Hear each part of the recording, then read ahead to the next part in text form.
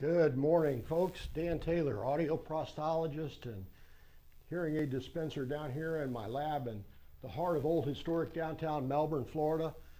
And this morning I want to talk to you about a topic that gets a lot of confusion in consumers' mind, and that's the difference between volume and loudness. Now, very simply, volume is something that we can measure objectively. So many decibels equals so much volume, whether it's on the TV or on a hearing aid. The problem is that loudness is what we experience through that volume. And in the case of a lot of folks with a hearing loss, particularly those with noise-induced high-frequency hearing loss, we get an occurrence where a small increase in the volume, the actual volume that's being applied, the energy being applied, results in the sensation of a very large growth in the loudness. And we call that the loudness curve. Now, by that I mean that for most of us, soft sounds are soft, moderate sounds are moderate, and loud sounds are loud. But for those with a hearing loss that involves the loss of the outer hair cells in the cochlea due to a noise-induced hearing loss or over time or even just one instance, what happens is the ear loses its ability to regulate that loudness curve.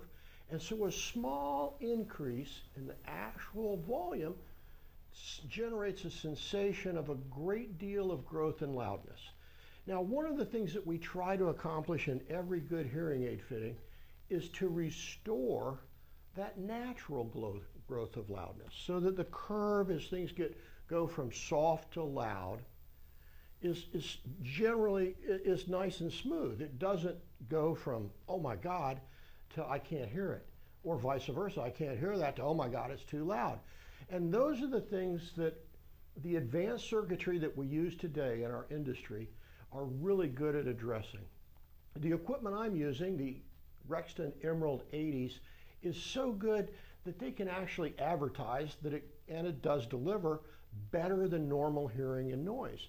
And one of the ways it does that is through the compression algorithms that allows me as a professional to restore that natural growth in loudness, where soft sounds are soft and loud sounds are loud, but that they're not mixed up, so that as things get naturally louder, we apply less gain where it's not needed, so that you achieve the sensations of natural loudness changes in your environment. It's what we call the natural growth curve, or the natural growth curve in loudness. And it has directly to do with the differences between volume and loudness. And I hope that clears it up. Remember, volume can be measured, loudness is experienced. Thanks, and stay tuned for our next adventure here in the Hearing Aid Heretic channel. Appreciate you, and may each and every one of you be blessed to overflowing with an abundance of hope, health, healing, happiness, peace, prosperity, and love. This is your Hearing Aid Heretic signing off from the heart of historic downtown Melbourne, Florida.